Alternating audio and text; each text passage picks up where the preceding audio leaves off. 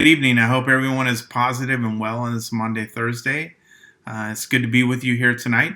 Probably not the way we expected to be connecting even just a few months ago, but in many ways, over the last couple of weeks, our idea of connecting has shifted in some dynamic and dramatic ways. Uh, we've learned that tools like Zoom and WebEx and Google and YouTube have become our new ways of communicating, both in our professional and personal lives. And so, in many ways, we've watched our idea over the last few weeks of normal just being very disrupted.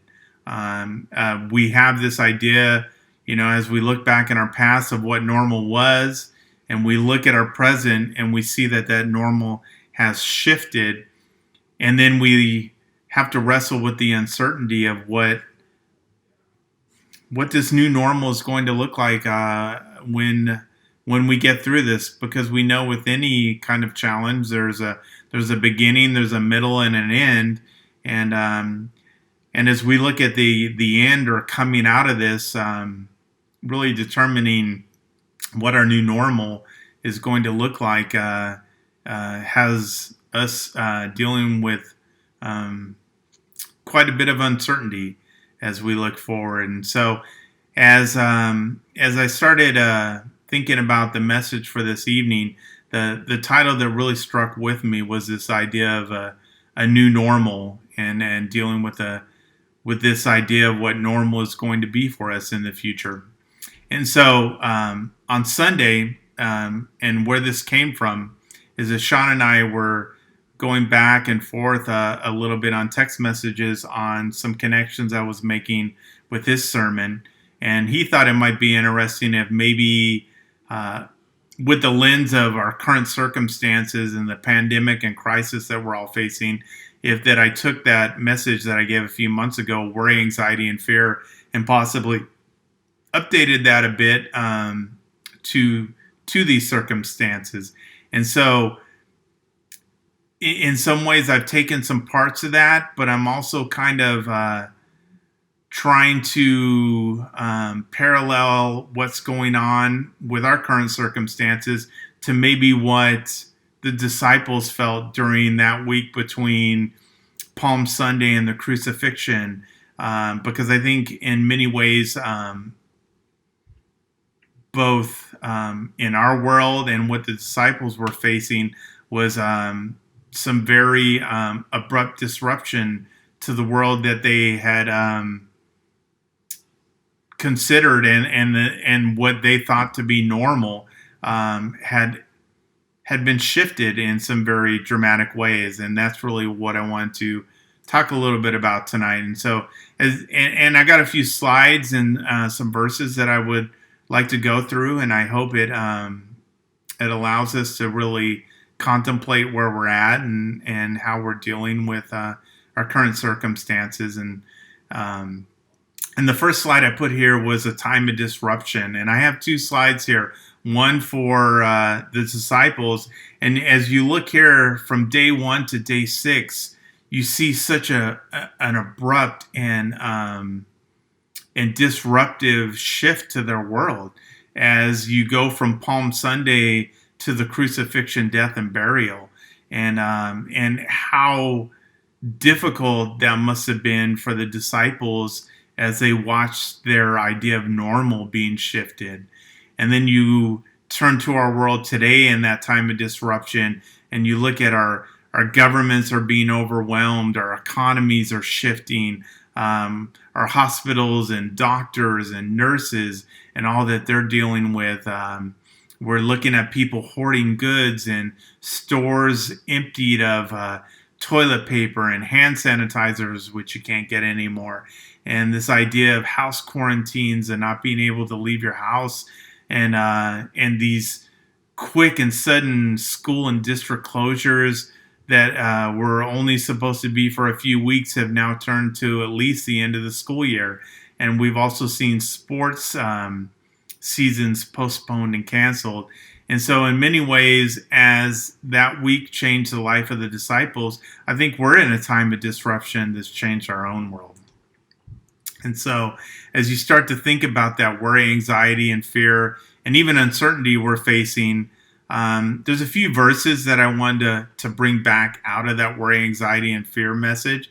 And one of those was Matthew 6:24, where it says, "Therefore, do not be anxious about tomorrow, for tomorrow will be anxious for itself. Sufficient for the day is its own trouble." And I think we really need to reflect on that, because our anxiety about tomorrow can be in some ways consuming and overwhelming, and we don't want it to be.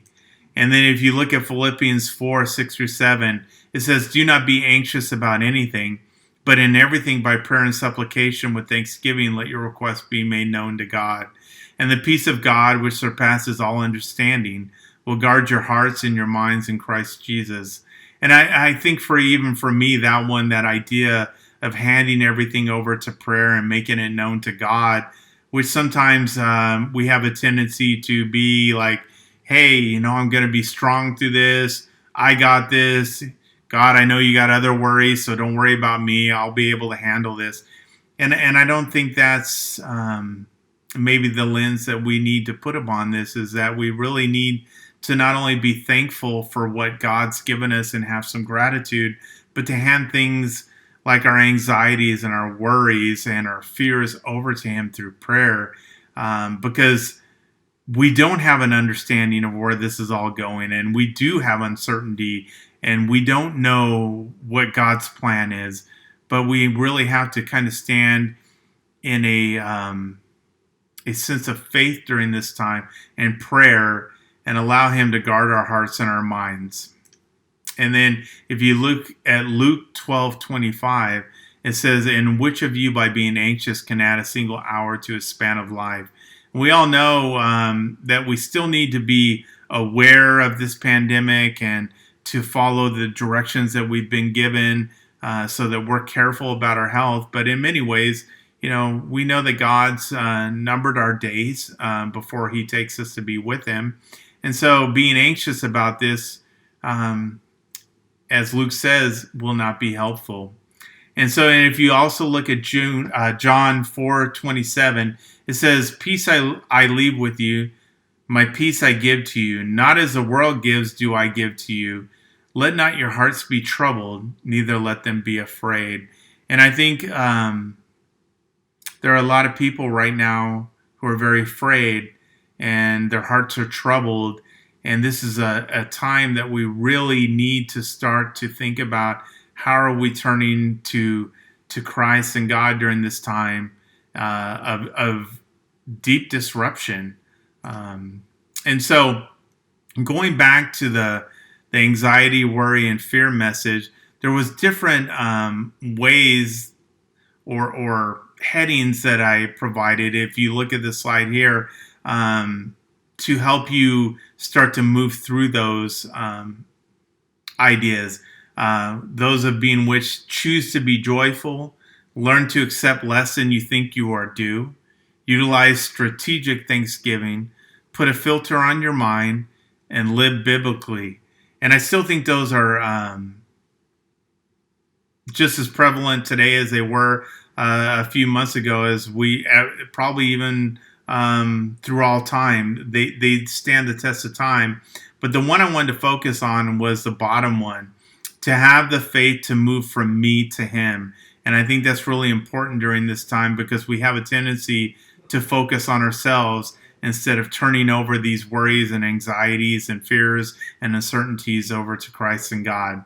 And so for us, we have to put our focus on Him. And I want to add from Proverbs 3:5-6, "For I know the plans I have for you, declares the Lord, plans to prosper you and not to harm you, plans to give you hope and a future." And I think we have to start to really internalize that and know that things aren't always going to work out the way that we want them to. But the prayer that I've had, and I've really dedicated myself to over the last few months, is really trying to ask God What is the purpose that you have for me? And how do I walk into that purpose each and every day, towards what you want for my life, not what I want for you to add or give to my life. And so I really start to think about this verse from Proverbs of really walking into the plans that he has for us. And if you look at Jeremiah 29:11, it said, "Trust in the Lord with all of your heart, and do not lean on your own understanding. In all your ways acknowledge him, and he will make straight your paths." And I think that's really difficult during this time, because we do have a tendency to try and lean on our own understandings. And I think that drives us more into that worry, anxiety, and fear. And it really makes us dive deep into that uncertainty of where this is all going. And so I think in this time of disruption, is this willingness to just lay it before Christ and trust in the Lord with all of your heart. And so I added a few extra things here at the end.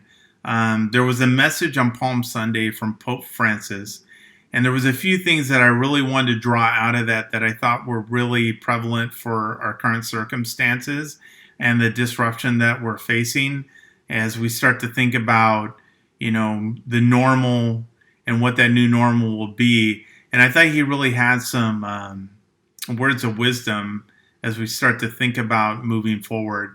And so I want to go through a few of those in some slides with you. One of those being is the thing that Pope Francis mentioned was that the suffering Jesus endured along the way to the crucifixion was intended to assure humanity that we are not alone. And the current crisis is an opportunity to love and serve others as Jesus did. And if you think about going back to, Maundy Thursday and the Last Supper, that was the commandment, that God, that Jesus provided to us, was that to love one another and to serve others. And that has stood the test of time. And I think what Pope Francis is really saying during this time is that we have to consider in the midst of this crisis, even though we're very limited in how we are able to connect, we have to look in the midst of this crisis for the opportunity of how do we really love one another and how can we serve others, especially as Jesus did.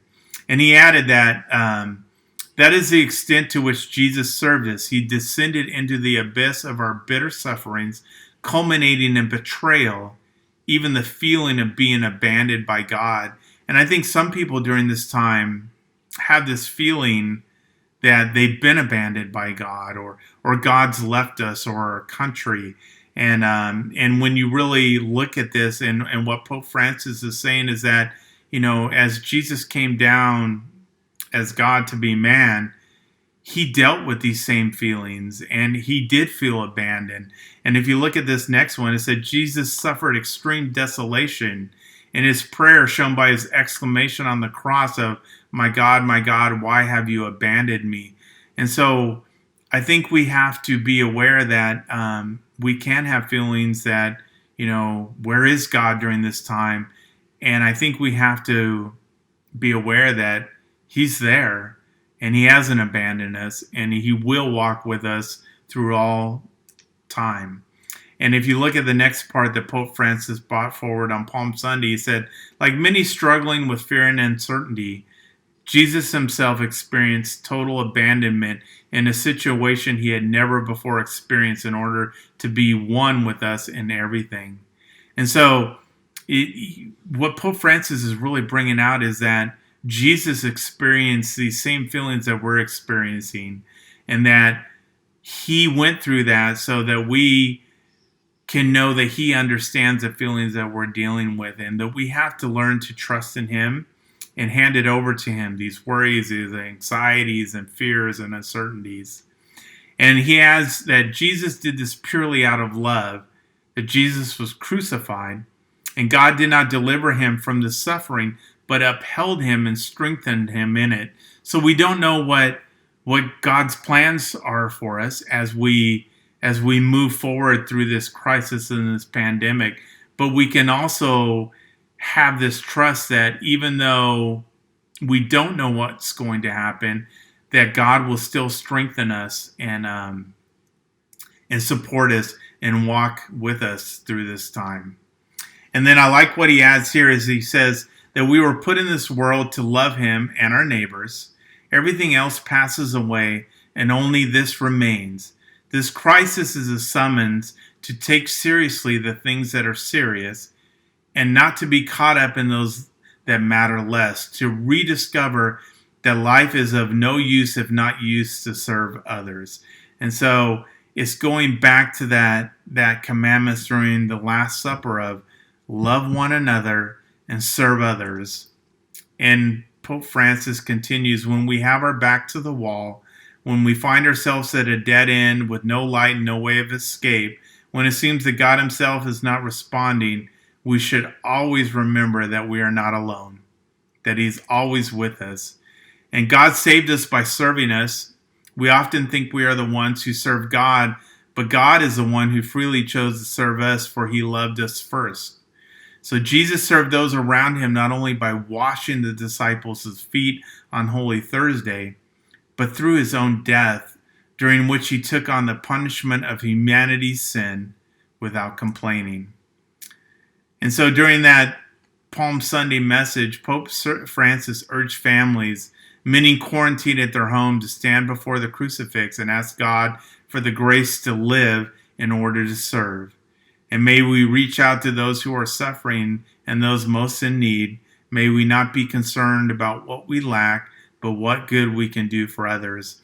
And so as we move forward through this crisis and this pandemic that's really turned our world upside down and caused disruption to the world that we're living in, and in many ways has shifted our normal probably forever, I think we have to continue to reflect back on that idea of love one another and serve others selflessly. And so I wish you a very blessed Easter, and I hope everyone stays well and healthy, and we look for that time that we get to hopefully come back in a way where our normal allows us to connect once again in person. And so I thank you for all you do. May God continue to bless you during this time and through this crisis. And have a wonderful Easter. Thank you.